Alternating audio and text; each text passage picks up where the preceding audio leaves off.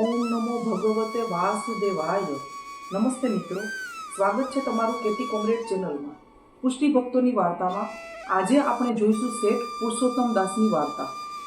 હવે શ્રી આચાર્યજી મહાપ્રભુજીના સેવક શેઠ પુરુષોત્તમ દાસ કાશીમાં રહેતા હતા. તેમની વાર્તાનો ભાવ કરીએ. શેઠ પુરુષોત્તમ દાસ અને દામોદર દાસ સંભલવાળાને સંગ છે. જ્યારે તાંબાનો પત્ર વાંચવા દામોદરદાસ કાશી ગયા તે દિવસથી શેઠને આચાર્યજીના દર્શનની આરતી થઈ. શ્રી આચાર્યજી પહેલી પૃથ્વી પરિક્રમા કરી કાશી પધાર્યા. ત્યારે શેઠને મણિકર્ણિકા ઘાટ ઉપર શ્રી આચાર્યજીના દર્શન થયા અને કૃષ્ણદાસને પૂછ્યું કે શ્રી આચાર્યજીએ દક્ષિણ દેશમાં કૃષ્ણદેવ રાજાની સભામાં માયાવાદનું ખંડન કર્યું છે તે જ આ છે? ત્યારે કૃષ્ણદાસ મેઘને કહ્યું, એ જ છે. ત્યારે શેઠ પુરુષોત્તમ દાસે શ્રી આચાર્યજીના સન્મુખ જઈને દંડવત કર્યા. વિનંતી કરી, મહારાજ, કૃપા કરીને શરણે લો. કૃપા કરી અમારું ઘર પાવન કરો. ત્યારે શ્રી આચાર્યજી તેમની દીનતા જોઈ શેઠ પુરુષોત્તમ દાસના ઘેર પધાર્યા. શેઠની બેટી રૂકમણી, શેઠના બેટા ગોપાલદાસ કહે કે અમારું શું કર્તવ્ય છે? ત્યારે શ્રી આચાર્યજી કહે, ભગવદ સેવા પુષ્ટિ માર્ગની રીતિથી કરો. તે શેઠના ઘેર શ્રી મદન મોહનજી ઠાકુર હતા. પાસે 10-15 હજાર રૂપિયા હતા. ઘર બનાવ્યું. તેના મકાનના પાયામાંથી શ્રી મદન મોહનજી ઠાકુરજી નીકળ્યા અને દ્રવ્ય પણ ઘણું નીકળ્યું. કરોડધ્વજી કહેવાયા. 60 કરોડ રૂપિયા દ્રવ્ય મળ્યું. તેમના પિતાએ થોડાક દિવસ સુધી શ્રી મદન મોહનજીની પૂજા કરી અને દેહ છોડ્યો. પછી શેઠે પૂજા બહુ દિવસ સુધી કરી. દ્રવ્ય ઘણું કમાયા. તે મદન મોહનજી આચાર્યજીએ પંચામૃત સ્નાન કરાવી પાટ બેસાડ્યા અને શેઠને માથે પધરાવ્યા. કાશીમાં મુખ્ય વિશ્વેશ્વર મહાદેવ કે જે કાશીના રાજા છે, તેમના દર્શને શેઠ કદીએ જતા ન હતા. એક દિવસ વિશ્વેશ્વર મહાદેવે સ્વપ્નમાં શેઠ પુરુષોત્તમ દાસને કહ્યું કે ગામનો નાતો તમે નથી રાખતા તો વૈષ્ણવનો નાતો તો રાખો. કોઈ વાર અમને મહાપ્રસાદ તો આપ્યા કરો. ત્યારે સવારે શેઠ પુરુષોત્તમ દાસ સેવાથી પહોંચીને મહાપ્રસાદનો ડબરો અને બીડા લઈ વિશ્વેશ્વર મહાદેવના દેવાલયે ચાલ્યા. ત્યારે ગામના લોકો બધા આશ્ચર્યમંત થઈ રહ્યા કે શેઠ કોઈ દિવસ નથી આવતા, તે આજે કેમ આવ્યા? કેટલાક લોકો તો શેઠ સાથે ગયા. શેઠ તો મહાપ્રસાદનો ડબરો અને બીડા 4 ધરી શ્રી કૃષ્ણ સ્મરણ કરી ઉઠી ચાલ્યા. ત્યારે મોટા મોટા સેવ બ્રાહ્મણ હતા. તે શેઠ પુરુષોત્તમ દાસને કહે કે તમે દંડવત નમસ્કાર કેમ ન કર્યા? શ્રી કૃષ્ણ સ્મરણ કરી ઉઠી ચાલ્યા. આ પ્રમાણે ઉચિત નહીં. ત્યારે શેઠ પુરુષોત્તમ દાસે કહ્યું, મારે અને મહાદેવજીને ભગવત સ્મરણનો વ્યવહાર છે. તમે પૂછી લેજો, તમને વિશ્વેશ્વર મહાદેવ કહેશે. પછી તો એક બ્રાહ્મણ કૃપાપાત્ર હતો. તે બ્રાહ્મણને મહાદેવજીએ કહ્યું કે અમે શેઠ પાસે મહાપ્રસાદ માંગ્યો હતો. અમારે અને એમને ભગવદ સ્મરણનો વ્યવહાર છે, તેથી એમને બીજું કંઈ કહેતો નહીં. તે પછી શેઠ મોટા ઉત્સવની પાછળ મહાપ્રસાદ વિશ્વેશ્વર મહાદેવ માટે લઈ જતા. એક દિવસે વિશ્વેશ્વર મહાદેવજીએ કાલ ભૈરવ, જે કાશીના કોતવાલ હતા, એમને કહ્યું કે શેઠ પુરુષોત્તમ દાસ વૈષ્ણવોના ઘેરથી મોડા વહેલા અડધી રાત્રે આવે છે. તેથી શેઠ પુરુષોત્તમ દાસના ઘરની ચોકી દેજો. કોઈ છડીઓ ચોર વગેરે ન આવે. ત્યારથી કાલ ભૈરવ નિત્ય શેઠ પુરુષોત્તમ દાસના ઘરની ચોકી પહેરો દેતા. એક દિવસ વૈષ્ણવના ઘેરથી અર્ધરાત્રિ સમયે શેઠ પુરુષોત્તમ દાસ આવતા હતા. તે વખતે ઘરના દ્વાર ઉપર કોઈને જોયો પાછું ફરીને જોયું અને પૂછ્યું, તું કોણ? ત્યારે કાલ ભૈરવે કહ્યું કે મને મહાદેવજીએ તમારા ઘરનો પહેરો દેવાનું કહ્યું છે, તે નિત્ય પહેરો દઉં છું. ત્યારે શેઠ પુરુષોત્તમ દાસ બોલ્યા નહીં, કમાડ દઈ ઘરમાં આવ્યા. એક દક્ષિણ દેશનો બ્રાહ્મણ કાશીમાં આવ્યો. તે મહાદેવજીનો કૃપા પાત્ર હતો. જ્યારે તેને મહાદેવજી દર્શન દે ત્યારે તે બ્રાહ્મણ ખાનપાન કરે. એમ કરતા જન્માષ્ટમીનો ઉત્સવ આવ્યો. શેઠ પુરુષોત્તમ દાસ મોટા મંડાણ એટલે બંધારણથી જન્માષ્ટમીનો ઉત્સવ કરતા. તેથી મહાદેવજીએ જન્માષ્ટમીના દિવસે શેઠ પુરુષોત્તમ દાસના ઘેર આવ્યા. મહાદેવ નવમીના નંદ મહોત્સવ પછી બપોરના દેવાલયમાં જ્યારે ગયા ત્યારે બ્રાહ્મણને દર્શન થયા.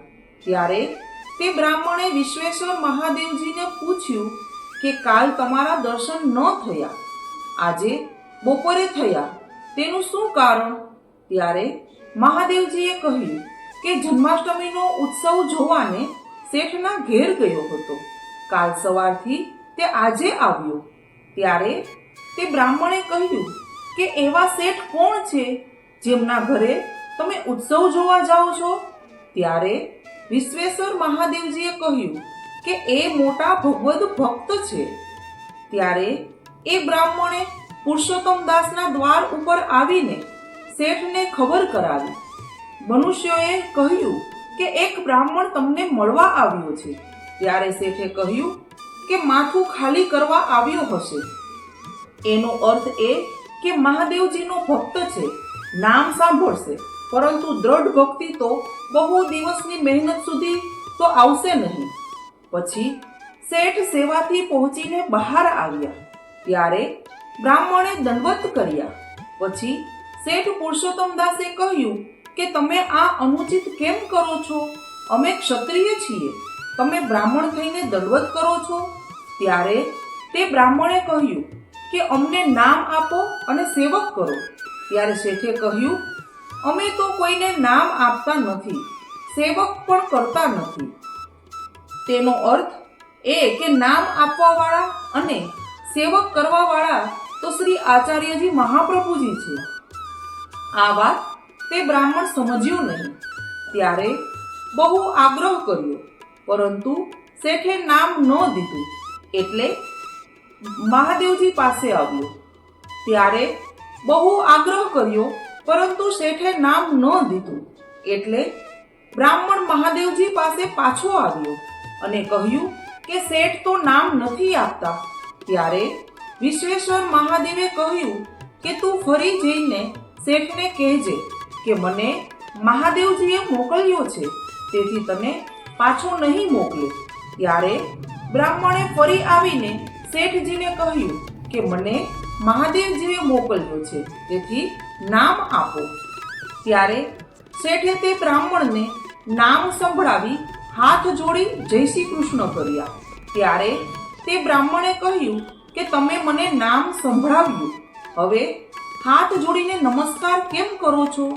શેઠે કહ્યું, અમે શ્રી આચાર્યજીની આજ્ઞાથી નામ આપીએ છીએ. અમારા તમારા ગુરુ તો શ્રી આચાર્યજી મહાપ્રભુજી જ છે. જ્યારે શ્રી આચાર્યજી મહાપ્રભુ પધારે ત્યારે તેમની પાસે ફરી નામ સાંભળજો. અમારે તમારે ભગવદ સ્મરણનો વ્યવહાર થયો. પછી તો બ્રાહ્મણ અડેલમાં જઈ શ્રી આચાર્યજીની પાસે નામ નિવેદન પામ્યું. પછી તે થોડા દિવસ રહી દક્ષિણ દેશ ગયો અને વૈષ્ણવ થયો. શેઠ પુરુષોત્તમ દાસ એક દિવસ મંદિરમાં બેઠા હતા. મંદિર વસ્ત્ર કરતા હતા. તે દૂરથી ગોપાલદાસે જોઈને મનમાં વિચાર કર્યો કે હવે પિતાજી વૃદ્ધ થયા છે, તેથી હવે હું સેવામાં તત્પર થાઉં. પછી ગોપાલદાસે જ્યારે નાહીને બહાર આવ્યા ત્યારે શેઠ ગોપાલદાસના મનની જાણીને તેમને બોલાવ્યા અને કહ્યું, બેટા આગળ આવો. ગોપાલદાસ પાસે આવી અને જુએ તો 20-25 વર્ષના શેઠ છે. ત્યારે પુરુષોત્તમ દાસે ગોપાલદાસને કહ્યું કે ભગવદીય સદા તરુણ છે, પરંતુ જે અવસ્થા હોય તેને માન આપવું જોઈએ. તેથી આજ પછી એવું મનમાં ન લાવીશ. એક સમય શેઠ દક્ષિણમાં ગયા. ત્યાં ઝારખંડમાં મંદાર પર્વત છે. તેના ઉપર મંદાર મધુસૂદન ઠાકુર છે. તે પર્વતથી મનુષ્ય પડે તો ચોટ ન લાગે, અણજાણે પડે તો અને જાણી જોઈને બધા પાપ કહીને ઉપરથી પડે તો દેહ છૂટે, પછી બીજા જન્મમાં કામના સિદ્ધ થાય. એવું તે પર્વતનું મહાત્મ્ય લોકોમાં પ્રસિદ્ધ છે. ત્યાં એકવાર શ્રી આચાર્યજી પૃથ્વી પરિક્રમા કરતા પધાર્યા હતા. ત્યાં એક સમયે શેઠ પુરુષોત્તમદાસ અને એક બ્રાહ્મણ વૈષ્ણવ વિરક્ત બંને જણ સાથે ગયા. રાત્રિ થઈ ગઈ, તેથી પર્વત ઉપર સૂઈ રહ્યા. પછી અર્ધરાત્રિના સમયે શ્રી ઠાકોરજી બ્રાહ્મણ સિદ્ધિનું રૂપ ધરી પોતે ત્યાં પધાર્યા. ત્યારે શેઠ તો બોલ્યા નહીં, પણ તે વૈષ્ણવ કે જે શેઠની સાથે હતો તેણે પૂછ્યું કે તમે કોણ છો? ત્યારે એણે કહ્યું કે હું બ્રાહ્મણ છું, આ પર્વત ઉપર રહું છું. તમે કોણ છો? ત્યારે વિરક્ત વૈષ્ણવે કહ્યું કે અમે શ્રી વલ્ભાચાર્યના સેવક છીએ. ત્યારે તે બ્રાહ્મણ એટલે કે ઠાકોરજીએ કહ્યું કે અમારી પાસે મણી છે, તમે લેશો? ત્યારે વિરક્ત વૈષ્ણવે કહ્યું, મણીમાં શા ગુણ છે? ત્યારે તે બ્રાહ્મણે કહ્યું, જેટલું દ્રવ્ય જોઈએ તેટલું તે મણીથી મળે. ત્યારે વિરક્ત વૈષ્ણવે કહ્યું કે હું મણીને શું કરીશ? જગદીશ શેર ચૂન આપશે, અને આ શેઠ પુરુષોત્તમ દાસ ગૃહસ્થ છે, એમને બહુ જ ખર્ચ છે, તો એમને આપો. ત્યારે બ્રાહ્મણે કહ્યું કે શેઠજીને જગાડો. ત્યારે તે વૈષ્ણવે શેઠને જગાડીને કહ્યું કે આ મણી લો, એનાથી જેટલું દ્રવ્ય જોઈએ તેટલું મળશે. ત્યારે શેઠ પુરુષોત્તમ દાસે કહ્યું કે અમારે તો મણી જોઈતી નથી. પછી તે સિદ્ધ બ્રાહ્મણ મણી લઈને પાછો ગયો. પછી વિરક્ત વૈષ્ણવે શેઠજીને કહ્યું, તમે મણી કેમ ન લીધી? ત્યારે શેઠે કહ્યું કે તે કેમ ન લીધી? પહેલા તો તને એ આપતો હતો. ત્યારે તે વૈષ્ણવે કહ્યું કે હું તો વિરક્ત છું, મણી લઈને શું કરું? જગદીશ શેર ચૂન આપશે. ત્યારે શેઠે કહ્યું કે તને શેર ચૂન દે છે તો મને 10 શેર ચૂન પણ દેશે. શું જગદીશને ઘેર ટોટો છે? તેથી હે બ્રાહ્મણ બાવરા, શ્રી ઠાકોરજીનો આશ્રય છોડી મણીનો આશ્રય કરું. પછી શેઠ પોતાના ઘેર આવ્યા. આ વાર્તામાં બહુ સંદેહ છે કે શેઠ સેવા છોડી દક્ષિણ કેમ ગયા? એમને કઈ કામના તો હતી નહીં, તો પછી દક્ષિણમાં મધુસૂદન ઠાકુરને ત્યાં કેમ ગયા? ત્યાં કહે છે કે શેઠના મનમાં એ આવ્યું કે દક્ષિણમાં શ્રી આચાર્યજીનું પ્રાગટ્ય છે, તે જન્મસ્થળમાં દર્શન કરી આવવું, માટે તે દક્ષિણમાં ગયા.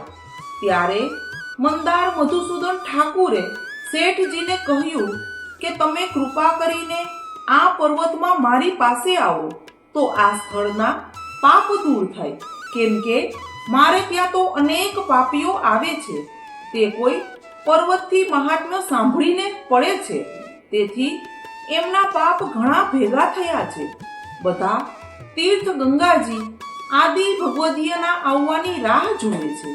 તેથી તમે આ દેશમાં આવ્યા છો તો પવિત્ર કરો.